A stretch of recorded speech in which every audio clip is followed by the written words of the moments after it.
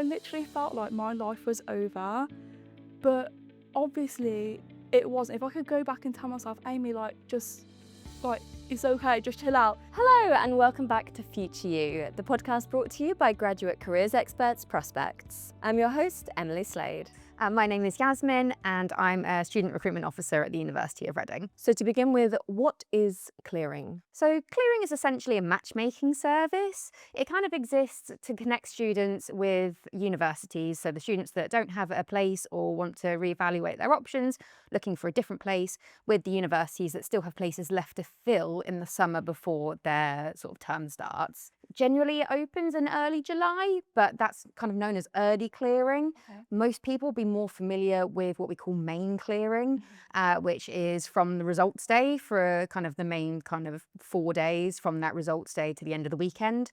But clearing actually goes on until kind of mid-October, so a couple of weeks after term starts at most universities. So like who is clearing for? It's for loads of people, all sorts of people. So it might be someone that has applied in the main cycle, so before that January deadline, but maybe didn't get an offer, or they might have changed their minds about the offers they've received, or it could be somebody that did receive offers and then maybe didn't get the grades they were expecting. But it could also be for people that haven't applied before. You can apply for the first time directly into clearing. So if you haven't applied before the 30th of June is the usual date, it might vary a little bit each year. But if you haven't applied, maybe you're someone that took a gap year or is a mature student that's had a longer break and have decided now is actually the right time for me to look at university and go to university. You can apply for the first time directly into clearing. The main thing that you would need to remember is that you would need to have all of your results that you've already received. So if you have anything outstanding, so things like GCSE resits that might be relevant to what you're applying for, and particularly in maths and English, then you would need to receive all those results before you can apply to clearing. If you're a student that's gotten into university through clearing, are you going to be treated any differently? Absolutely not. So everybody's quite concerned that maybe that's kind of going to be known throughout the course, if it's going to be on the student record, or if it's going to show on things like the degree certificate. It's definitely not anything that is treated any differently. You won't be kind of singled out. You won't have that reflected on you in any way. Once you're enrolled at the university, it's kind of like a fresh start. So the clearing phone call, is the phone call the only way you can apply to clearing? It kind of depends on the university. So at the University of Reading, we also offer an online application form, which is particularly useful for those people who might be a bit more anxious or find it a bit more overwhelming or need a sort of a different accessible way to apply through clearing. But the phone call is the main way and it's often the quickest way. So what would happen on that phone call is that you would be connected to an advisor and they're all fully trained and they'd be really understanding of kind of how you might be feeling on results day. It's a whirlwind of emotions at that time. And they will be really clear with you about what to expect on the phone call, about what they will need to ask, a bit of personal information about you, usually things like name, email address. Then there's usually a series of questions that you need to answer with a yes or a no, because these are kind of basic screening questions to make sure that the call can continue and that the university is able to help. Then there'll be a discussion around qualifications.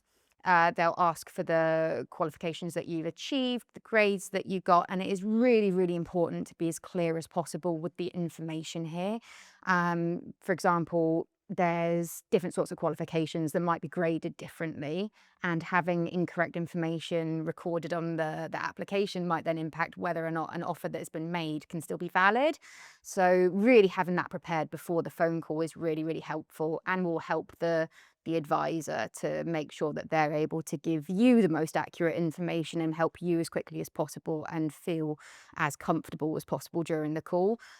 Just for an example, like a BTEC National Extended Diploma is different to a BTEC National Extended Certificate.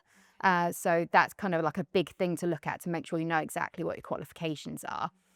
When they're having that conversation with you, they'll be able to identify if a course you might be particularly interested in is available, if you're eligible for it. So if you have anything like course codes that you've seen online, then that's really helpful to have as well. But they can also maybe look at other options for you. So it could be things based on your qualifications. If you're not sure on maybe what you want to study, if you've sort of changed your mind around your original subject area, they might be able to match you with subjects you might not have even heard of before or considered before that might be of interest to you. They'll also reiterate the next steps on the phone as well. So they'll be able to say verbally whether they're able to make you an offer, what happens next, how long you have to reply, how you need to accept your offer. And they'll also confirm that that information comes out to you by email, which is really important to have that correct email address in the application. Yeah. Amazing. Wow. So that's a lot, and it's usually happening on A-level results day. Exactly. So you're making this decision. How do students ensure that they are taking their time, not rushing in, not panicking and feeling, God, I must just simply go to university? How can you check in with yourself? So there's a couple of ways to really know. The first one is to ask questions. There'll be two kind of main categories of questions to ask on the phone call to the advisor. That would be the first one being like functional questions about your application. For example, what could I consider based on what my grades are? And the other question would be the sorts of questions that you'd ask at open days. So like, is it a campus university or a city university? What's accommodation like? Is there accommodation? How do I get accommodation? What are the facilities like the library, student societies, that kind of student life feel? So that would be the first thing to ask questions. The second one would be that there's usually a lot of experiences that you might be able to get at universities. Some universities offer things like open days, campus tours, specific in-person experiences that you might be able to attend to see if accepting the offer there is right for you. The other sorts of things they might do is offer opportunities to chat with members of academic staff over the phone, or potential current students, either on the phone or online through places like UniBuddy. Or maybe if you can't make it down to the university, there'll be like virtual campus tours as well. So you can still kind of get a see for what the university has to offer. What sort of support exists if you're like incredibly anxious and overwhelmed? It kind of depends on the university. The main thing to keep in mind is that the advisors are fully trained and they're very aware of what the day feels like. We're all here to try and not pressure you to make a decision. We're here to make sure that whatever decision you do make is the one that's right for you and that you're going to thrive in. So if you need to ask questions to the member of staff, if you need to go away, have a think, take your time to make your decision, it might be that you're able to sort of make that decision within a few hours, maybe within a day, or maybe you need a little bit longer. But nobody's going to judge you for needing that extra time, because it is a decision that is exactly, it's a big decision. But there's also resources online that will be able to help you like prepare and be informed before results day comes up. And that being forewarned is being forearmed. So having that knowledge, doing that research, using sort of resources like this, so that you know what to expect, can really take some of that anxiety and the unknown out of what's going to happen on the day. And do you still have time once you've gone through clearing to apply for accommodation, to apply for student finance, to get everything ready? Yeah, definitely. So each university will have a different kind of scheme or process for things like accommodation. Student finance companies are very well aware that sort of results day is in the middle of August for most people, and that term kind of starts late September for a lot of people. So they would absolutely know that they need to kind of put those applications through. As I said, like having that information of what you would need to do so that you can kind of crack on with it and get those logistics in place before sort of getting to university will give you that kind of peace of mind that it's all done by the time the summer holidays ends. You've got a couple of weeks to unwind, get excited, and sort of get ready to move, which can also be quite a big change depending on how far you're going. But then you know it's kind of all in place. How long is the window that students have to decide? Usually it's about 24 hours. So the offer will be valid for 24 hours, and that's because clearing operates on like a while stocks last model. So there may be circumstances where a deadline to an offer can be extended, and that will be if there are still places available. You'd have to contact the individual university and ask if it can be extended. It would be at their discretion.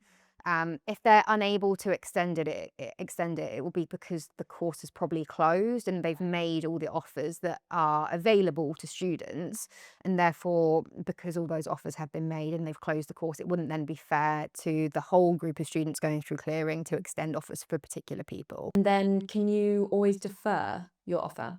Yeah, again, it's at the discretion of the university. It might be because of the certain courses. So, for example, if you're going into a course that is a regulated profession like teaching, speech and language therapy, those sorts of courses are far less likely to enable you to defer because you have additional checks that you'd have to go through, like DBS checking. If you're applying for certain courses, then you'd have to study in the year in which you apply to make sure that all those additional documents are valid. But at certain other courses, yeah, it's definitely worth asking. So, for example, our student Amy, who has studied English literature with us, was able to defer her clearing offer and then start the following year. What would you say to someone who's listening who's really worried about clearing right now? So it is a really busy time and it can be a whirlwind of kind of emotions, but it's also a really exciting time. Like it's a sort of the start of the next step of your kind of life experience. So there's a lot going on. Nobody's going to judge you for having those emotions. For some people, it might help to think of results day as kind of like a hallway or a space station with lots of doors or portals, and you have the control to decide which ones you're going to open, which ones you want to step through. And you also have people around you that sort of love and support you as well, that might be able to help with some of the research or admin tasks. It would be far less daunting for you potentially to have a list of universities on a sheet of paper that you can then phone up that you might be eligible for, instead of just the whole internet at your fingertips. And then also as well, if you have someone that can kind of keep track of who you've contacted, what the outcomes were, what kind of some of the key selling points were, then you have it in front of you on a piece of paper, easier to compare, which hopefully will take some of the anxiety out of it. The main thing is that we do need to speak to you on the phone yourself as the student to make sure we're able to make a genuine offer. But if you are speaking to us and you do get a bit overwhelmed, it's perfectly okay to take some time. We all understand it. A lot of us have had those emotions before on results day as well. So absolutely just don't feel like you owe us anything on the phone. If you're feeling the way you're feeling, then that is the way you're feeling and it's completely valid. And then you have those resources that you could use to prepare in advance to sort of make yourself feel as prepared as possible for the day, which hopefully as well would then take some of the anxiety out of the day itself. Yeah, definitely.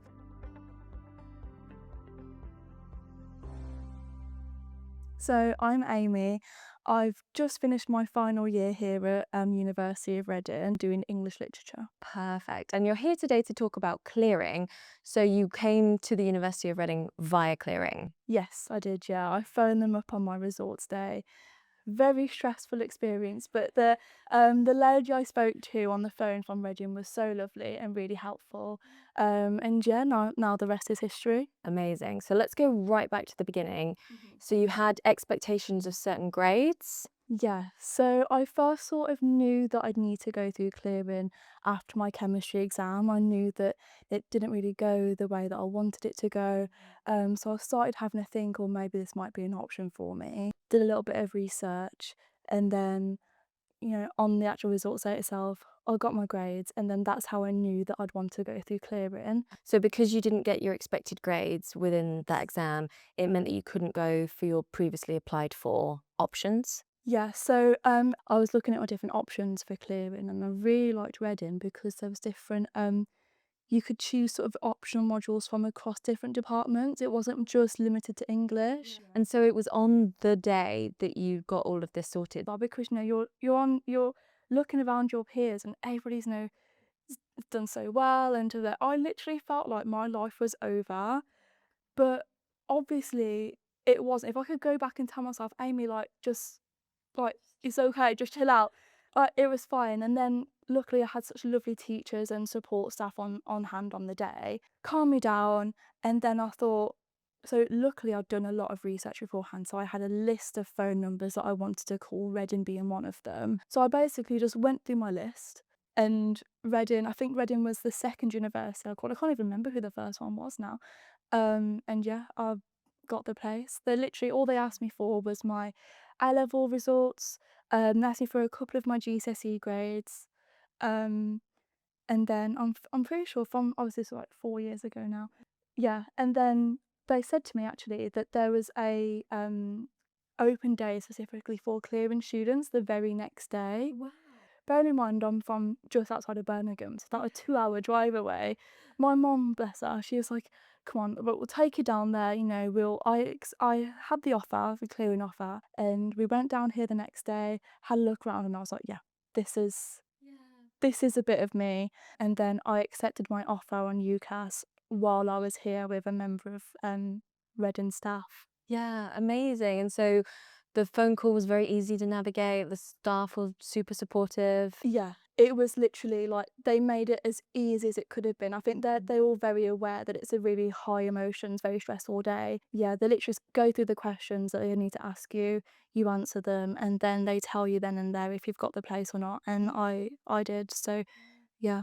Amazing. If you hadn't had prepared ahead of time with your list of with your list of phone numbers, sorry, do you think were there people at your results day who were sort of collecting potential clearing students and helping them there, or do you think you would have had to have gone away and still thought about clearing, thought about was it something that you were super aware of ahead of time?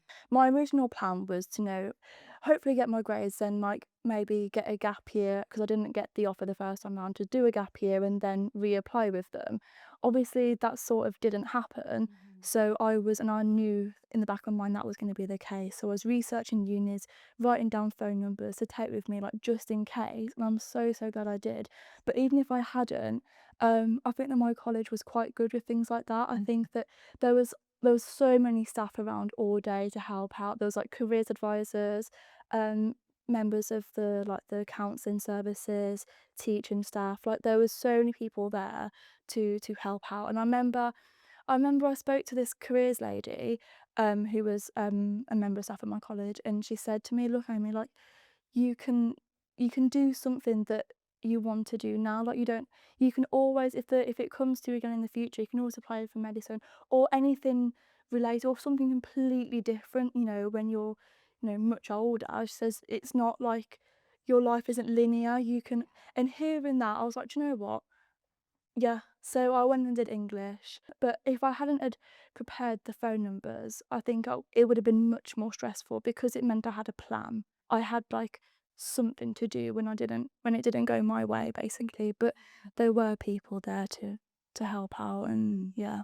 And was there like celebrations happening that evening and did you still go to them? I remember going to McDonald's actually after all my friends, we all sort of went and I got some food after our results. I remember just sat there sort of moping over my burger.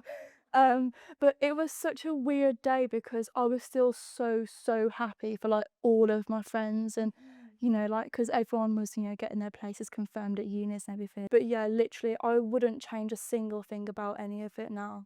I still did a gap year as well. So I got my clearing offer, came to Reading, absolutely loved it, but then through like just, personal reasons and everything, I decided that uni wasn't right for me at that time, which was another thing. I was like, "Oh my God, what am I doing?" But I basically deferred my offer and they let me do that. And so it meant that I had a confirmed unconditional offer for, gosh, it would have been September 2023 to 4 entry rather than 22, 23. So I had a year off. Um, and that was also the best thing for me. Like thinking back, so this was like 4 years ago now, I wouldn't change a single thing about what I did. Yeah. From phoning up and applying through clearing to having a year off and deferring because I worked in that year, I spent time with my friends, I had a really lovely year off and I felt more prepared. I think that there was quite a lot of stigma about surrounding clearing at the time, at least, like where I went to college and, like I think it was sort of assumed that you didn't have a plan or you didn't know what you were doing if you had to go through clearing. but that completely is not the case at all. Like, it can happen to anybody. Like, you know, it's always good, even if you're certain that you're going to get 3 A stars, Mhm. I think just have a little look on UCAS. That would be my advice. Go like to people in that situation now. Just write down a couple of phone numbers of universities um that you're interested in. Mhm. Just so, you know, worst case scenario, you've got something to do. That's brilliant. Thank you so much for your time today. That's okay. That's okay, it's no problem.